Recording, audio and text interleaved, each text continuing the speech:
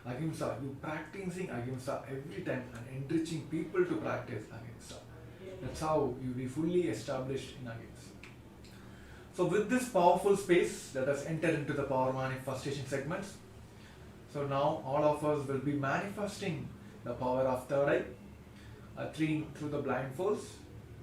So I request all the participants to get ready, prepare your power manifestation kits, Linga, Krishna Sila, Jnananjana, eye bands, pen and paper. Now I'll be projecting images for you to manifest the power of third eye. And sing still, few participants, the cameras are turned off. We request all the participants to please do follow the protocol and please be seated in front of the camera and attend all the segments without any fail. So yes, now let us enter. I request all the participants to put your blindfolds. Make sure your blindfolds are proper, straight and tight.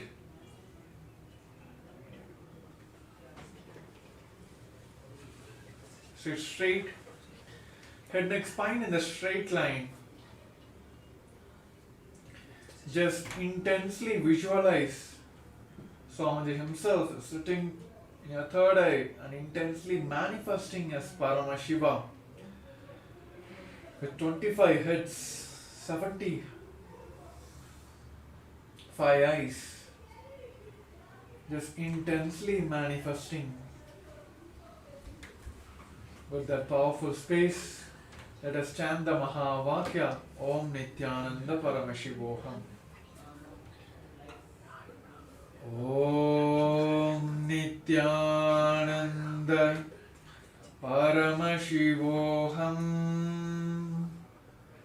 Om Nithyananda Paramashivoham. Om Nithyananda Paramashivoham. Chanting the Mahavakya intensely.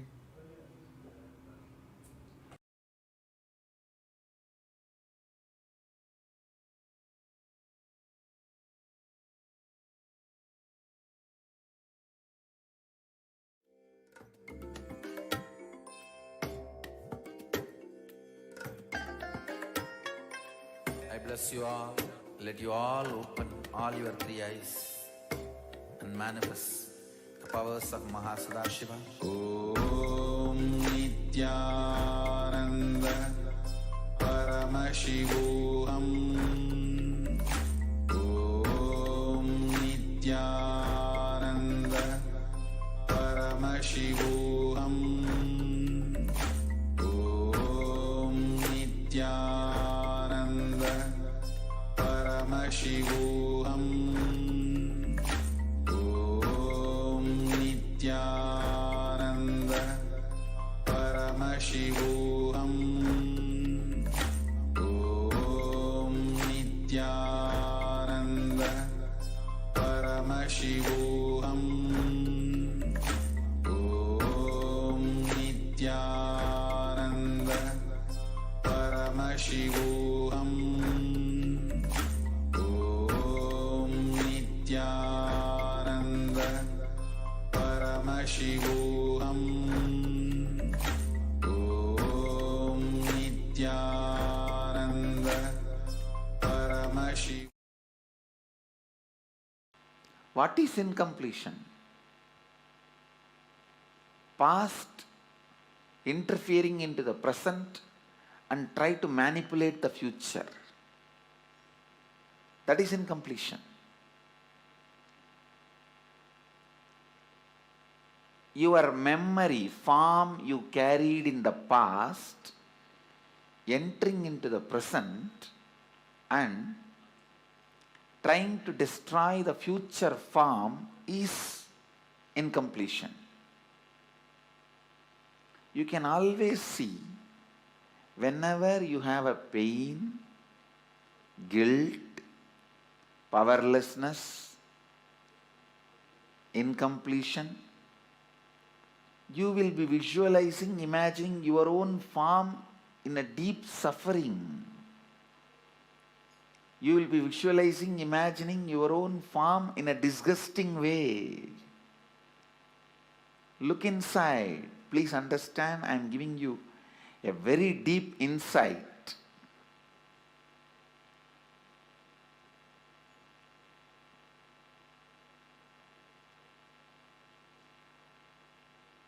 Whenever you are powerless, angry, violent, incomplete,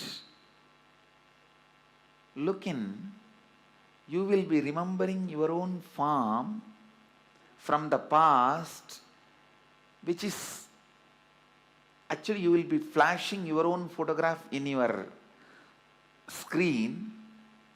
Let me talk in the language of computer, you will understand. You will be running your own photographs in your screen, inner space screen, which is taken during the very sad, depressed moments.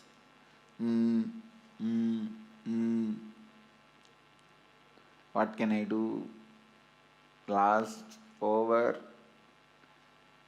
That kind of the photographs which you have taken at the wrong moment and preserved, stored in high resolution, in a stupid way, in your inner space, you will go on be replaying them.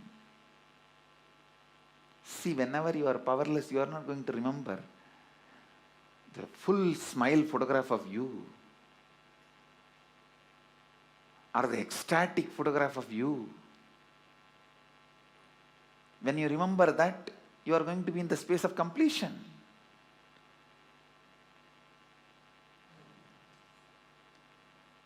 The deha, form you carry during incompletion, just by remembrance awakens the same incompletion. Understand? Just by remembrance, something can bring incompletion or completion.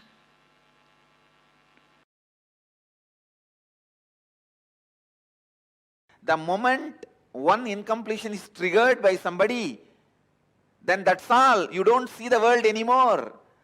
The world does not exist, only my world exists. That is what Nithyananda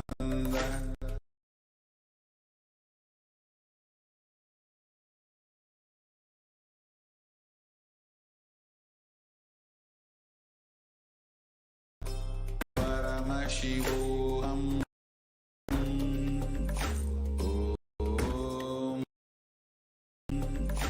Om Nithyananda.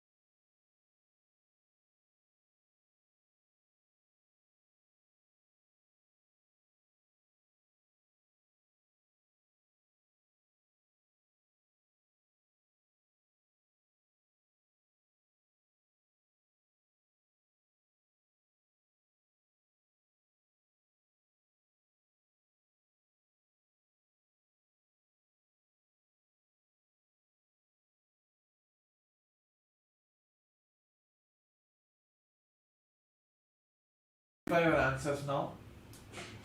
So here in the picture which is selected for all of you is Swamiji himself is doing the alankar, the Chandan Kapu alankar for Bhagavan Ganapati. So I think everywhere this Ganesha fever has started, so right? So we have one more day for the wonderful celebration of Mahaganapati, the most loved and celebrated Hindu god, I would say, like across the world. So yes, and if any of you have manifested, please take a moment. Also share how you're able to manifest this power. And if you're facing any obstacles, please do share that also. So in the next segment, I'll be able to scan and give you the solutions for it to manifest. So yes, so with this, we'll be moving on to the next segment. So in the first segment, we have seen about non-violence, and we have completed with all our boredom patterns. See, when you look at like all these boredom patterns or the non-violence, we always pick it up from our past, how we had experienced that and how we are able to tackle that. Even though the same completion exercise you might have done in the past and you still feel like incomplete about that, oh, still I'm not able to complete from all these patterns. Somewhere we are still dragging from our past. That is why Swamiji always tells that we never live in the present moment, because we always always worried about our past and incomplete about our past and worried about the future.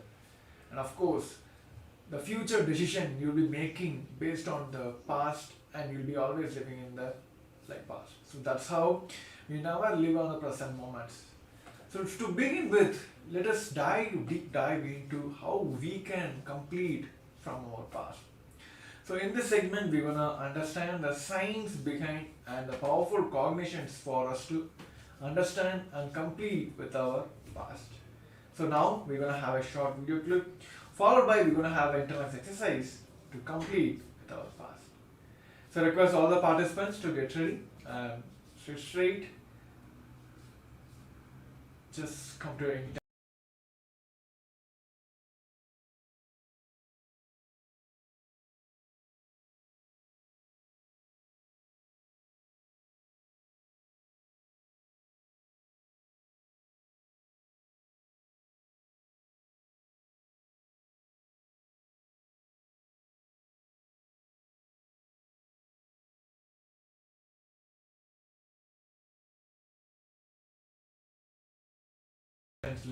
Paramashivoham.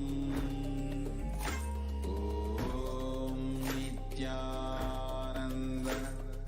Paramashivoham. Om Nithyananda. What is incompletion? Past interfering into the present and try to manipulate the future. That is incompletion.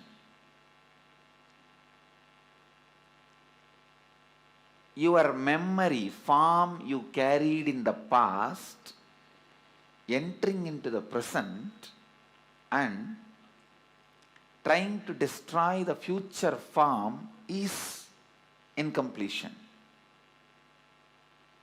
You can always see whenever you have a pain, guilt, powerlessness, incompletion, you will be visualizing, imagining your own form in a deep suffering. You will be visualizing, imagining your own form in a disgusting way. Look inside. Please understand, I am giving you a very deep insight.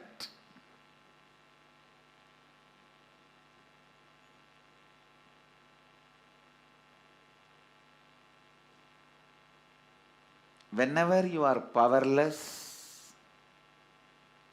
angry, violent, incomplete, look in, you will be remembering your own form from the past which is actually you will be flashing your own photograph in your screen. Let me talk in the language of computer, you will understand. You will be running your own photographs in your screen, inner space screen, which is taken during the very sad, depressed moments.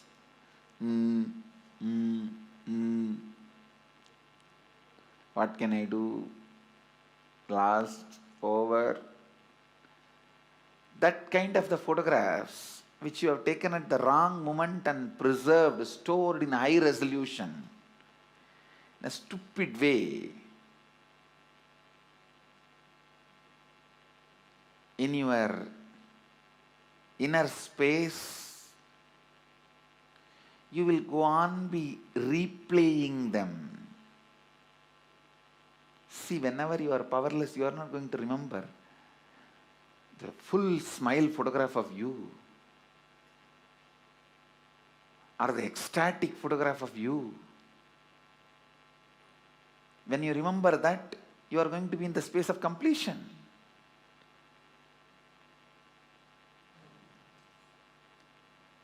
The deha, form you carry during incompletion, just by remembrance awakens the same incompletion. Understand? Just by remembrance, something can bring incompletion or completion.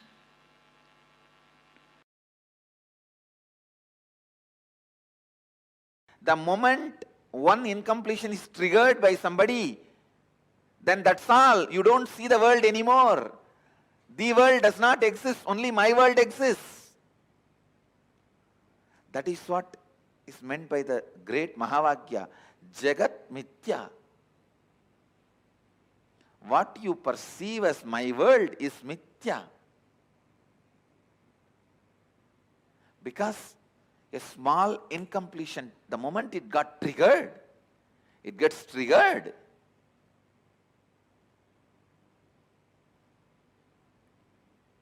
A small incompletion, the moment it gets triggered, you stop seeing the world and you are deluded in my world. Brahma Satyam, Jagat Mithya. I don't disagree. Jagat Mithya. But that does not mean in your actions you will not radiate the truth Brahma Satyam. In your actions also, you have to radiate the truth of oneness, non-dual consciousness. While you are seeing your finance, your accounts, sitting with your auditor, do you feel that oneness without falling into the powerlessness? While you are sitting with a spouse and having a dinner or lunch, do you feel that oneness without falling into the powerlessness? When you are sitting with your team and discussing your corporate strategy, your office strategy, your consciousness, does your consciousness be established in that oneness and non-duality without falling into the powerlessness? Look in.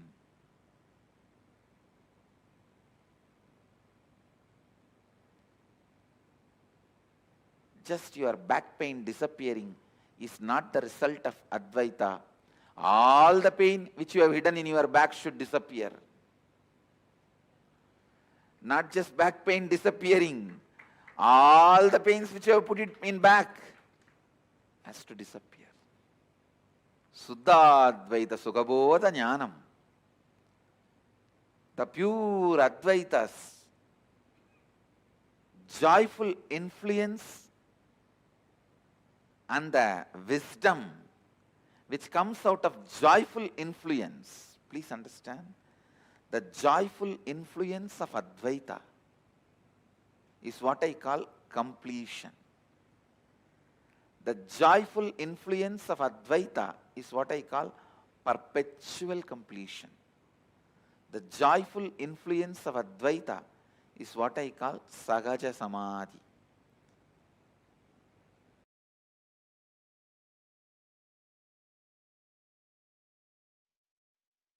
Paramashiva's own reflection, his own reflection in this universe is yourself.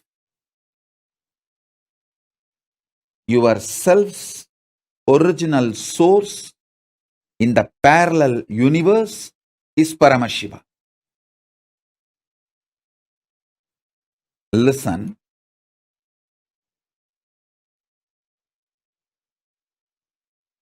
Understand this example. A swan, Paramahamsa, flying on the sky, is just floating in the sky. His reflection falling on a swimming pool. The reflection is you. The swan is Paramashiva. The swimming pool is your body.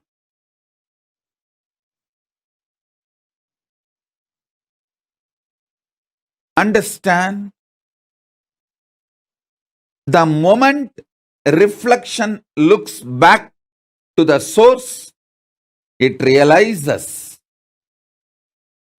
it was, it is, it will be forever Paramashiva. Sometimes the reflection feels it is being hurt by the waves in the swimming pool.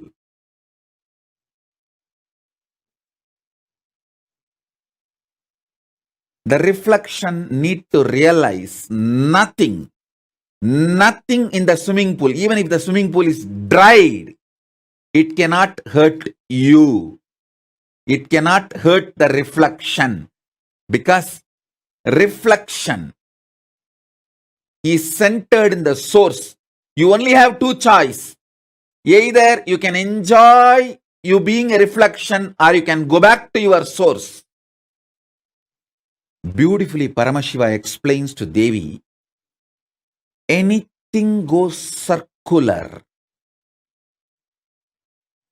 Listen, anything goes circular, repetitive, is reflection of me. Even when it believes it is suffering, it cannot suffer. It can only forget its existence. In the delusion, it can force itself and imagine itself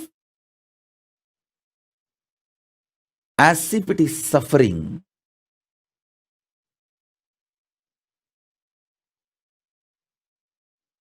When that reflection looks back at the source, it realizes it is Paramashiva. It can never suffer. Listen. Listen to this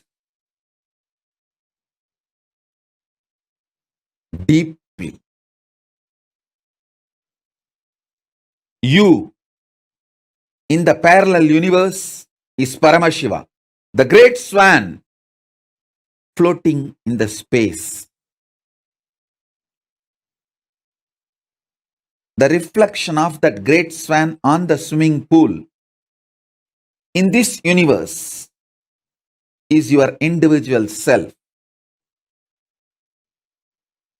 That swimming pool is your body.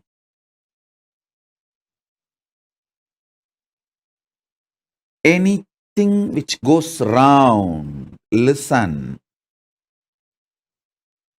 Paramashiva explains so beautifully. I'll tell you in the modern language, whether it is an atom or known universes, everything goes round it is in circular motion in the space. in Chitagasa, conscious space, anything, whether an atom or the known universe, everything is rotating in the circular motion.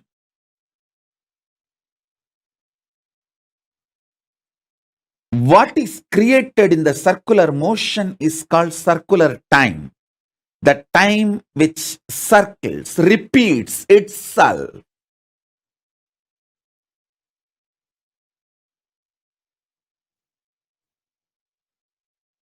You can see in your body, your hunger repeats itself. Your number 1, number 2, number 3 repeats itself. Your sleep repeats itself. Your patterns repeat themselves. Your decision to smoke, your decision to drink, your decision to be addicted to something, everything is repetitive. Understand? Anything which repeats is in the circular time motion. It is within the field of Nirantaratva but not Nityatva. It is within the field of Nirantaratva but not Nityatva. If you know, anything which repeats does not hurt you, cannot hurt you. You are liberated from time. You are liberated from Kala.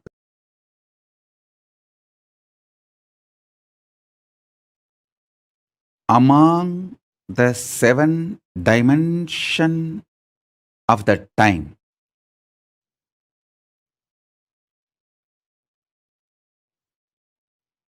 space before the past,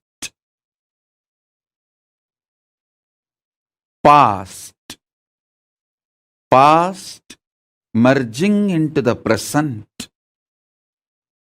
present evolving as future, future merging into the space beyond future. So totally in these 7, the space before the past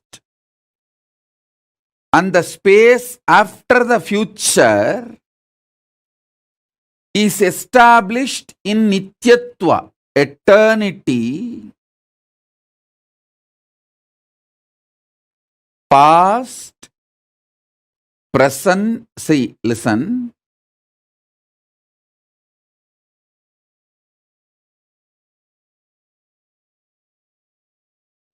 Past becoming present, present evolving as future, future. This 5 is Nirantaratva. In this Nirantaratva 5, only the present moment touches Nityatva. So, if you want to enter into Nityatva, voluntarily, if you want to break this Kala Chakra consciously, the door is open only in the present. The cumulative effect of all the practices you did and the initiations you received enters into the present.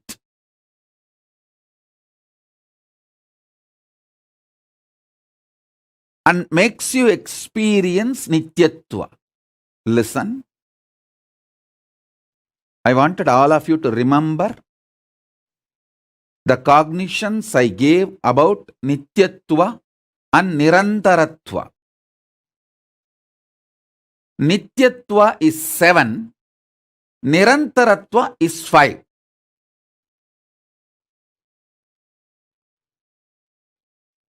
Nityatva is all the 7 put together.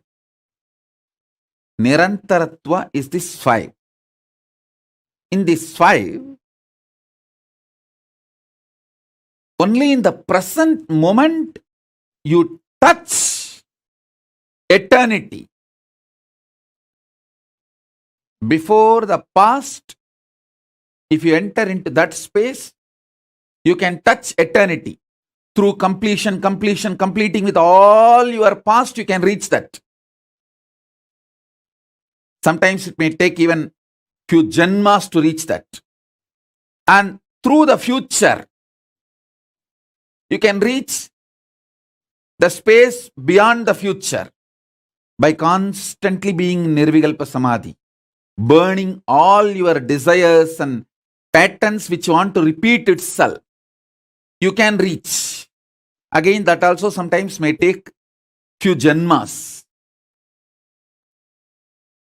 But entering into that Nityatva can happen in the present moment just through initiation.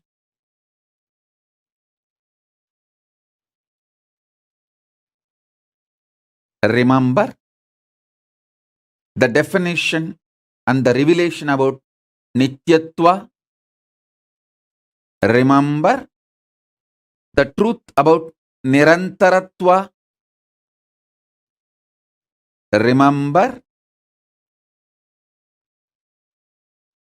the next statement I made. You can reach into Nityatva by going before the past. You may need to complete the past. By completion, you may enter into the space before the past. You can enter that way. That is also one path. There is another one path where you can enter into the Nityatva by exhausting all your future. By being in Nirvikalpa Samadhi, you burn all desires, all seeds, all bijas which can manifest your future, all karmas burnt. And then you enter the beyond future space, Nityatva. That is also possible.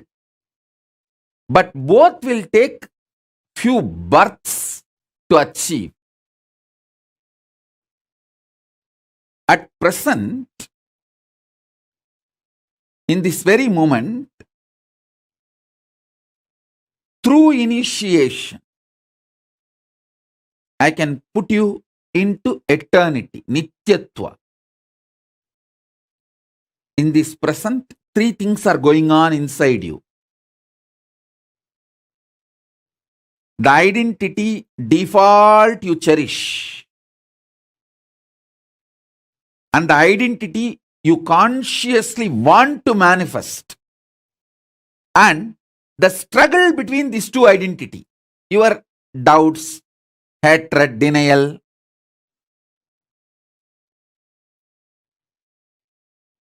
Smelling Paramashiva. Waking up to Paramashiva.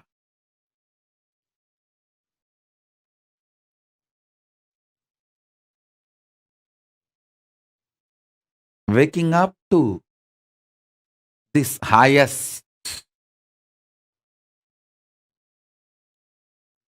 In this moment present, it can be done through the initiation.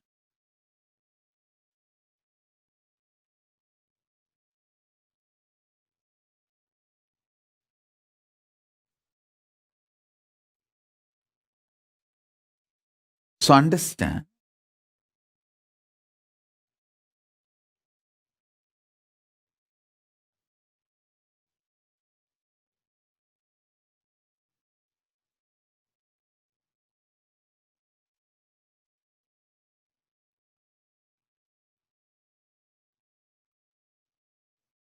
That is why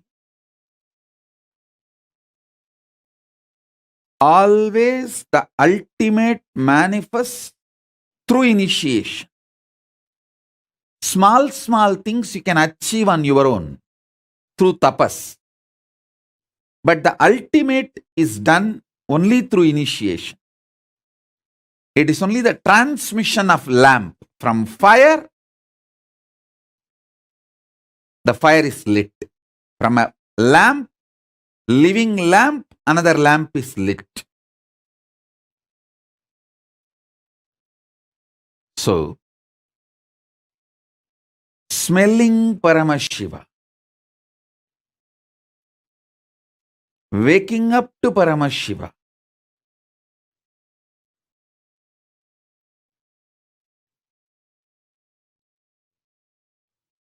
waking up to this highest, in this moment present, it can be done through the initiation.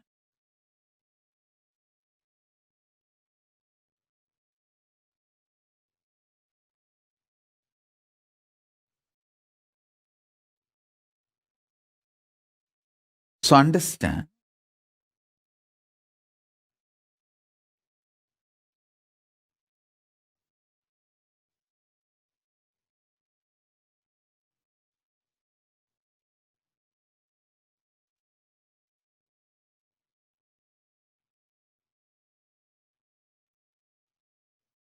that is why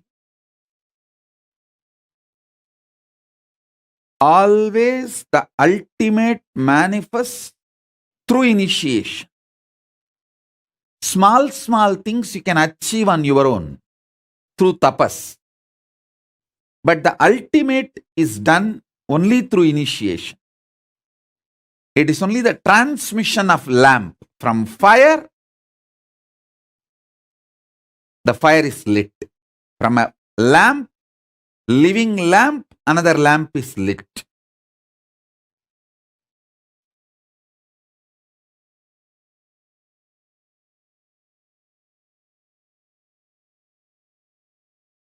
I'll explain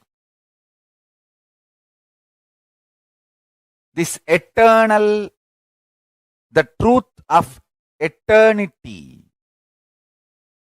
Understand? Many of your patterns, sufferings, fears are impulsive, not existential based. If you decide to sit with you and relaxed way look at you and have a matured conversation with you, much of your fears have no place inside you. If you just want to throw tantrum, how can he do that? How can she do that? How can this person do that? How can that person do that? If you are interested in throwing tantrum, all the fears, greed, everything has a place in you. But this constant tantrum-based reaction and action, the life you are going to manifest around you is going to be hell. Listen to that truth. See, the constant tantrum throwing, violent hatred, action, reaction, you are going to create hell around you.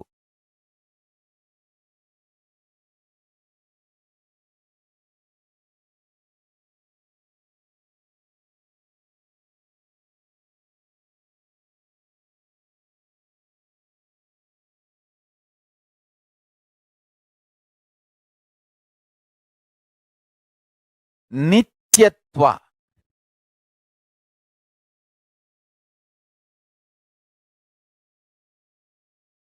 I can use and maybe I'll create a new word. Eternal, cosmic constant.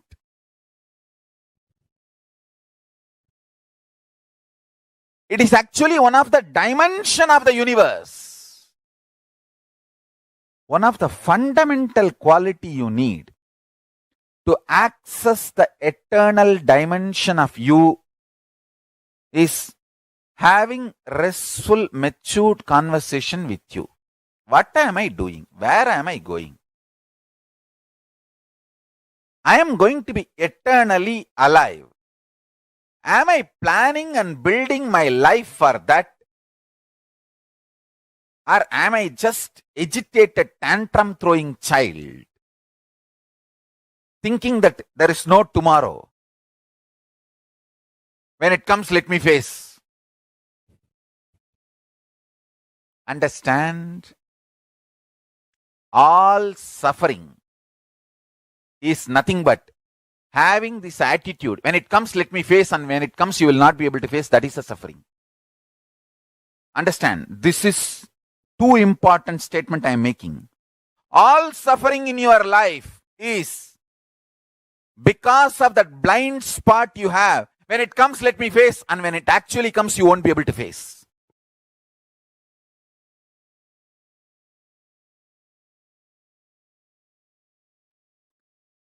In the past,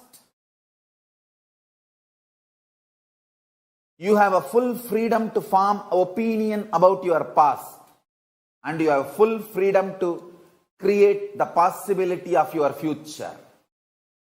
This clarity you will get only if you decide to do tyaga. Listen.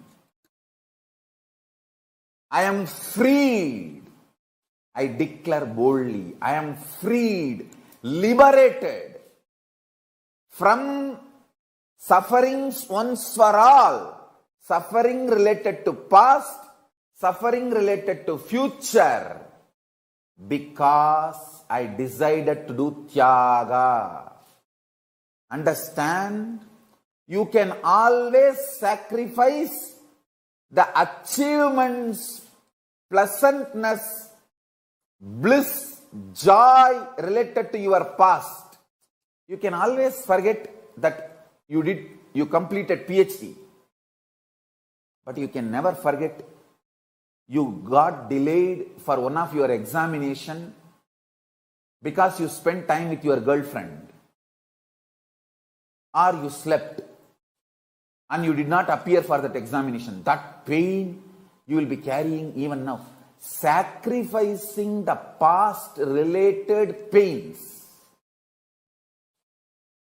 understanding even factually, many of your pains are unjustified and incorrect. Understanding even factually, your pains are not supported, justified by the reality, real happening is completion. I am repeating. Even factually, as per the real happening, what has happened,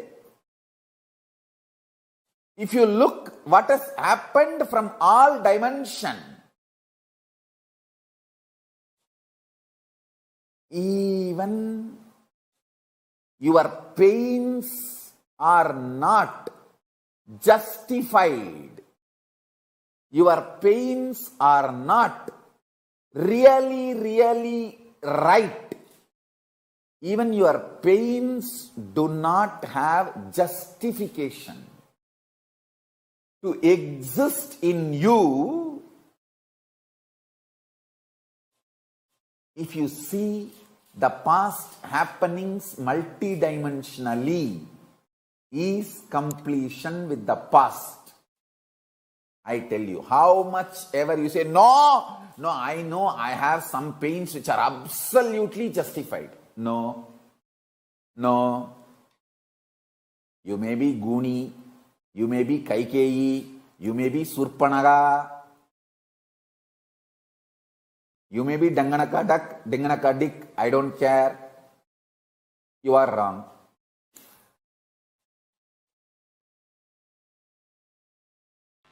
What is incompletion? Past interfering into the present and try to manipulate the future. That is incompletion.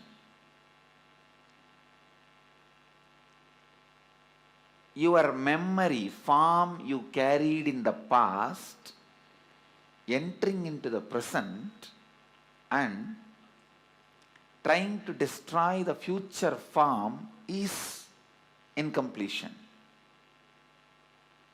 You can always see whenever you have a pain, guilt, powerlessness, Nithyananda Paramashivoham Nithyananda Paramashivoham Nithyananda Paramashivoham Nithyananda Paramashivoham Nithyananda Paramashivoham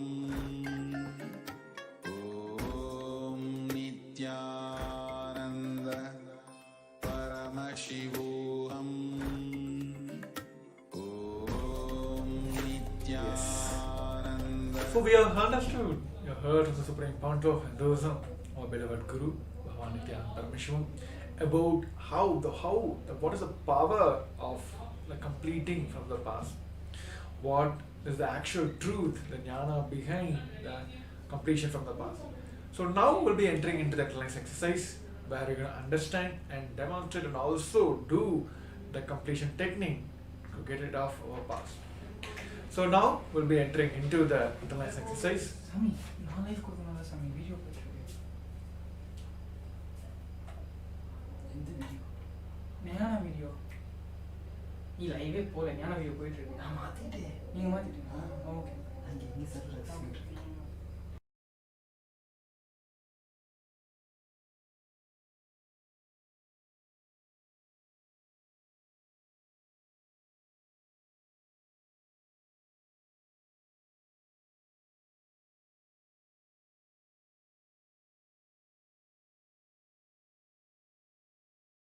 okay அங்கே எங்கே sir rest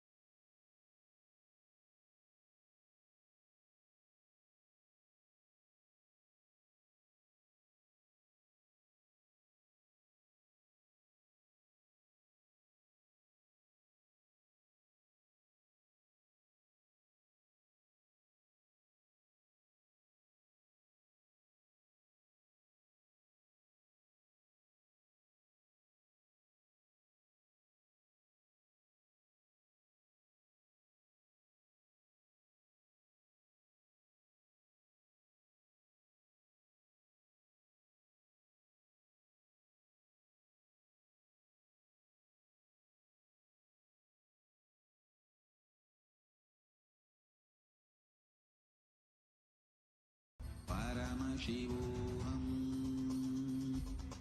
Om Nithyananda Paramashivoham Om Nithyananda Paramashivoham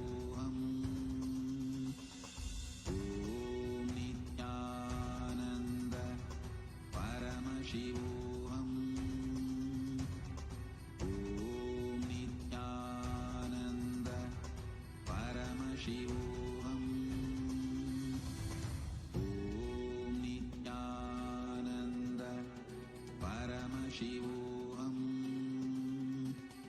Om Nithyananda Paramashivoham. Om Nithyananda Paramashivoham. Om Nithyananda Paramashivoham.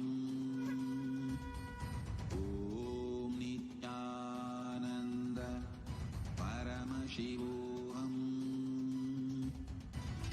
Om Nithyananda Paramashivoham.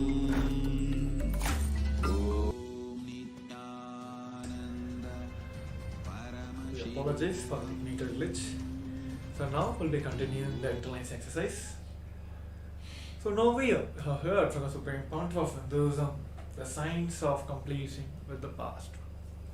So now let us understand the truth of the eternity, which the many of our patterns, the sufferings, fears are impulsive and non-existent based.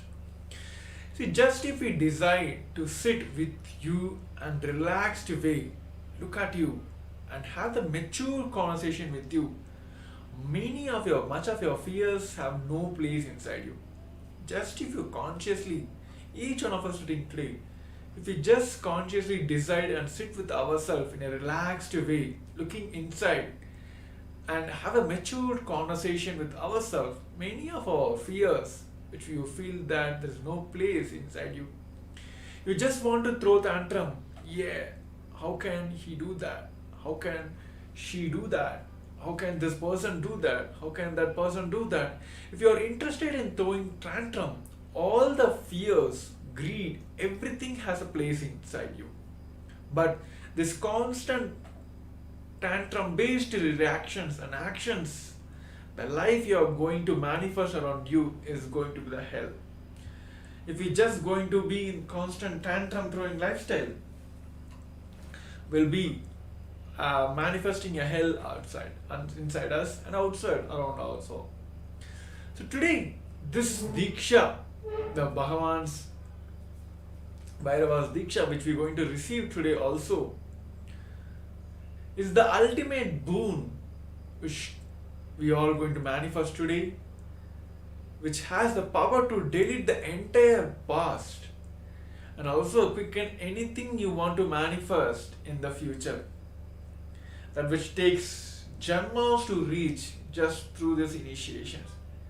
Of course, the Guru Gita says the Guru just wipes off with the big toe of his left foot your fate which Brahma has written on your forehead. So whatever the Brahma has written as like karmas or the fate in our forehead, many of us believe that everything is written, right? So all this, just our Guru's grace, he can just wipe off with his big toe on his left foot. And today all of us are blessed to have a Supreme Pontiff of Hinduism himself as the 1008th incarnation of Paramashiva, intensely manifesting as our Guru, and Paramashiva himself is going to give this wonderful boon to all of us to delete the entire past and also quicken whatever you want to manifest in your future. So now please spend 10 minutes to identify what you would like to manifest in your life. Just forgetting about the entire past, completing with the entire past, pen down what you want to manifest in your life.